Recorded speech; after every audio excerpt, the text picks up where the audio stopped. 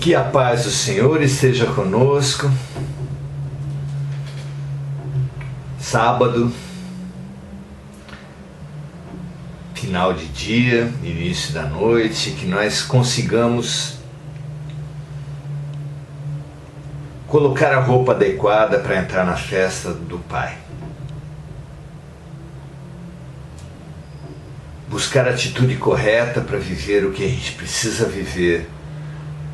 Ainda essa noite, no dia de amanhã, na semana que vem, nesse mês, nessa quaresma,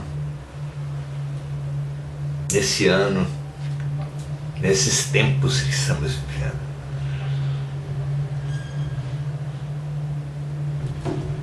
Que assim seja para todos nós.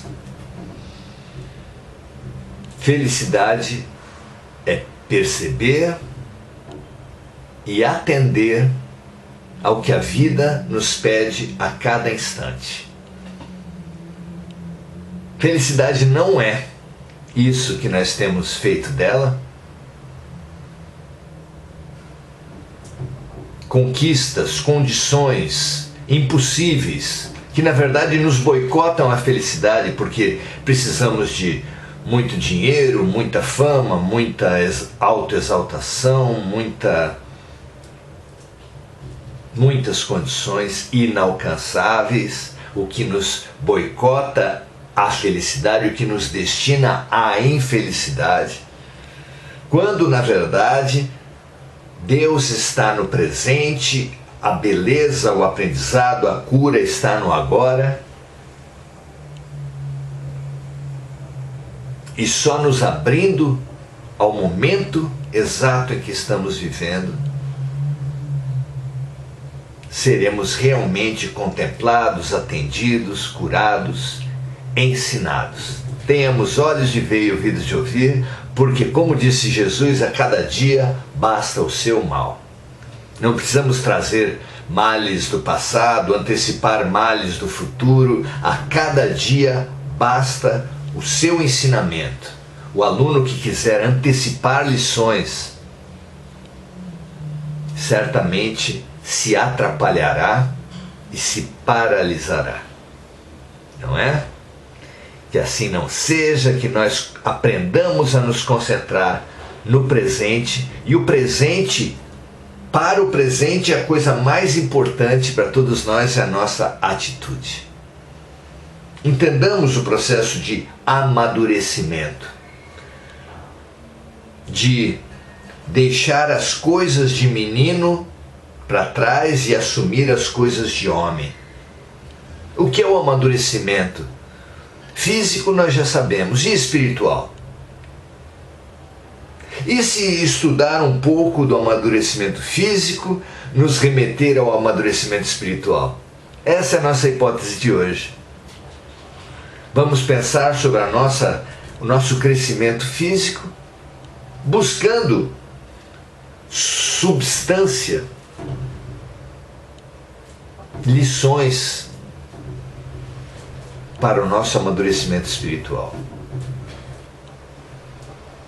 Pois a ciência do comportamento nos fala que quando estamos na barriga de nossas mães, nós vivemos a integração com o outro, a integração com o todo, e o todo é o organismo da nossa mãe.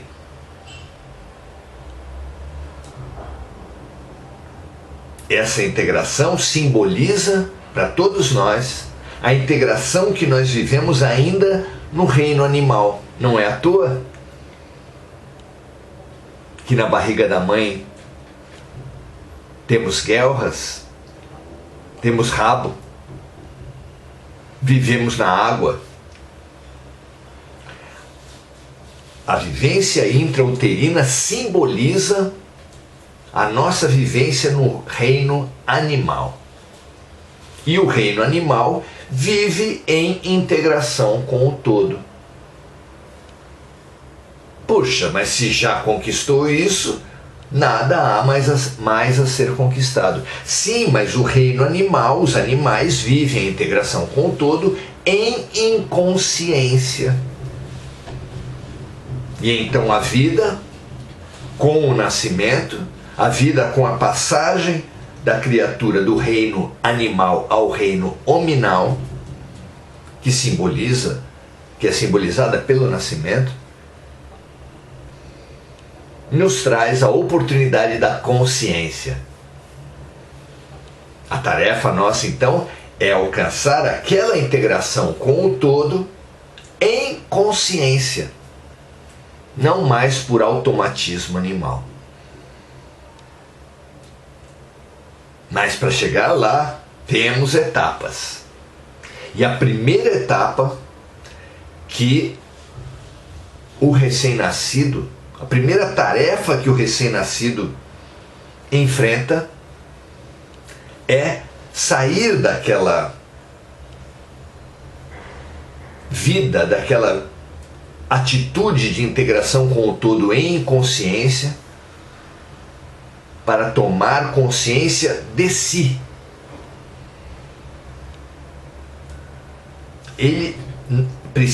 Nós precisamos, ao nascer, tomar consciência de nós mesmos. O ser humano tem como primeira tarefa saber quem é ele, entender quem é ele, amar a si mesmo. Que grande tarefa, que grande passo no seu crescimento é desligar-se daquela integração com o todo em consciência típica do reino animal, típica da vivência intrauterina, para passar à vivência da consciência de si. Não é à toa que a criança, que o bebê, fica admirando seus pés e suas mãos. Não é à toa que o bebê se inebria com a sua própria imagem no espelho, com a sua voz. A consciência de si. Como isso é precioso. Mas qual o passo seguinte a isso? Quanto tempo dura essa fase de descoberta de si? Do corpo, da voz, da imagem, o bebê se conscientiza com uma certa rapidez, mas a consciência de si como um sujeito, como uma pessoa pensante, como um ser determinante e construtor da sua própria história, ainda se arrasta por vários anos, a ponto de haver adultos maduros que ainda não se descobriram sujeitos de sua própria história. Vivem como consequência das decisões alheias. A descoberta de si, para além do corpo, ainda leva algum tempo. Precisamos todos nós avançar e amadurecer para essa descoberta de si, nos percebendo como sujeitos principais da nossa peça, sujeitos principais da nossa história. A vontade, o eu, é uma descoberta importante, é uma descoberta fundamental para a evolução. Como avançar na tarefa do autoconhecimento sem suspeitar que sejamos um ser autônomo, não é? Mas,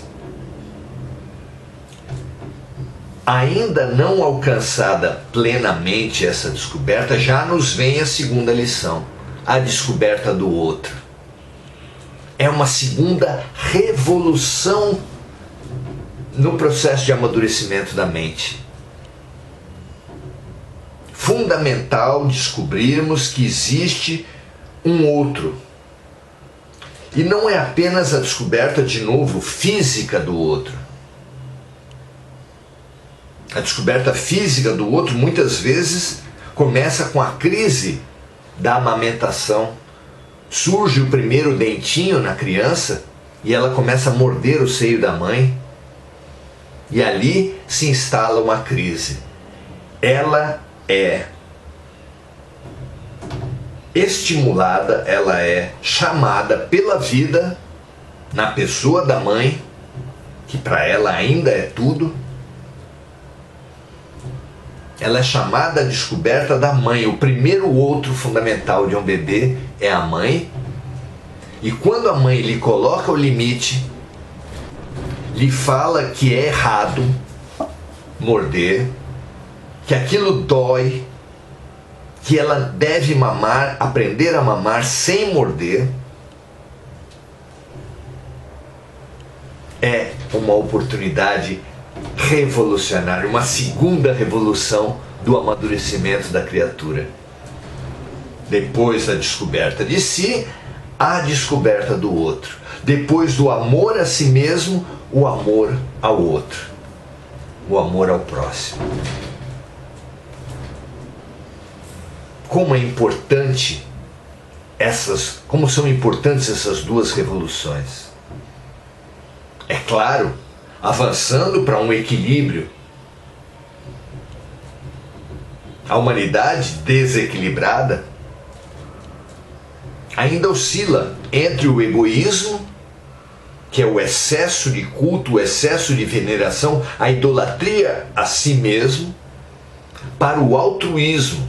Nós ainda achamos que é uma grande qualidade, nossa, fulano só pensa nos outros. E ficamos oscilando entre o egoísmo e o altruísmo, duas faces da mesma moeda, duas faces da mesma imaturidade. Maturidade é o que nos propôs Jesus, amar o próximo como a si mesmo, nem o eu acima do próximo, nem o próximo acima do eu. Nem egoísmo, nem altruísmo. Amar o outro, dar ao outro a mesma importância que dá a si mesmo. Ah, mas não é importante fazer a caridade, servir, ajudar o outro? Sim, mas ajudar o outro não apenas pelo outro, mas ajudar o outro como melhor forma de ajudar a si mesmo, porque é dando que se recebe, é perdoando que se é perdoado, é ajudando na morte do outro como transformação, é ajudando na transformação do outro que nós mesmos seremos ajudados em nossa transformação. É um equilíbrio perfeito, fundamental, uma descoberta tremenda, uma revolução profunda que a vida nos convida e que está claramente simbolizada no mandamento maior de Jesus: amar o próximo como a si mesmo. Mas amar o próximo como a si mesmo não é o primeiro mandamento do mandamento maior. Quando perguntaram para Jesus qual era o maior mandamento, esse, amar o próximo como a si mesmo, foi apresentado por Jesus como o segundo mandamento, semelhante ao primeiro, mas o segundo mandamento. E qual é o primeiro? Amar a Deus sobre todas as coisas. Que fica muito mais claramente colocado quando se fala amar o todo acima de todas as partes. Porque o eu, é uma parte do todo. O outro, não apenas a outra pessoa, mas tudo que não é eu na criação é o outro. Esse outro, espalhado por tudo, no reino mineral, animal, vegetal e hominal, angélico, tudo que não é eu, tudo que é outro, também precisa ser amado. Não amado na casca, não amado no ego, porque reter-se no próprio ego é tão ruim, tão venenoso quanto reter-se no ego do outro. Mas descobrir a essência do eu e a essência do outro é a grande caminhada rumo ao mandamento maior. Amar a Deus sobre todas as coisas, amar o todo sobre todas as partes, amar o Criador interior a todas as criaturas e acima de todas as criaturas. Porque Deus é imanente, Ele está na essência de todas as criaturas, mas Ele é também transcendente, Ele está para além de todas as criaturas. Então amar a Deus precisa ser amar a si mesmo, precisa ser amar o próximo, no cumprimento maravilhoso do Namastê, o Deus em mim, respeita, cumprimenta e ama o Deus em você, mas precisa ir além disso, amando o todo, amar o universo, amar a profundidade, amar a essência, amar como estado de espírito, com uma luz que ilumina tudo, sem uma própria vontade de iluminar nada, ela ilumina tudo. É o amor estado de espírito, o amor verbo intransitivo, o amar a Deus para muito além do amar a todas as coisas, a todas as partes, a todas as criaturas.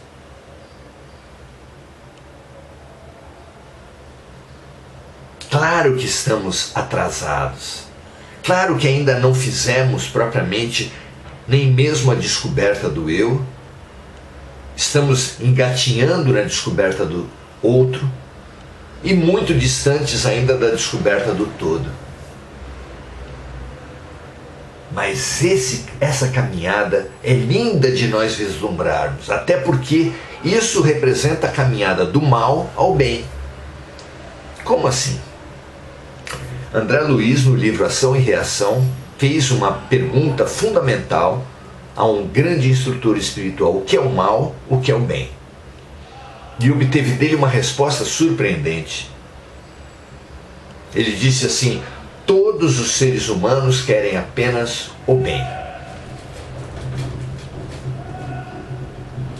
E as nossas mentes se remetem, diante de uma afirmativa como essa, a todos os criminosos, todos os errados, os estupradores, os corruptos, os assassinos.